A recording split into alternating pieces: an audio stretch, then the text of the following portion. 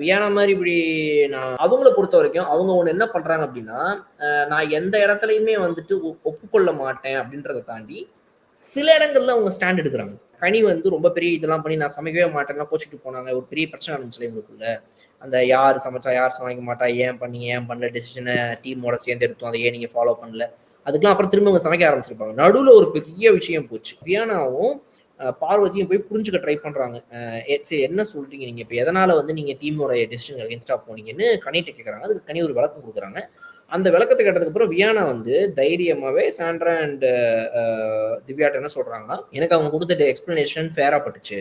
அவங்க சொல்றத கேட்கும்போது நியாயமா தான் இருக்குன்னு ரொம்ப தயங்கி தயங்கி பட் இருந்தாலும் சொல்லிடுறாங்க வியானா. எனக்கு அது நியாயமா தான் பட்டுச்சு அப்படின்னு. ஆனா அவங்க கிட்ட அந்த இடத்துல மண்டைய ஆட்டி சரி ஓகே இது கரெக்ட் இது கரெக்ட் அப்படின்னு சொன்ன பார்வதி இங்க வந்து அவங்க கிட்ட தைரியமா சாண்ட்ரா அண்ட் திவ்யாட்ட சொல்லலாம்.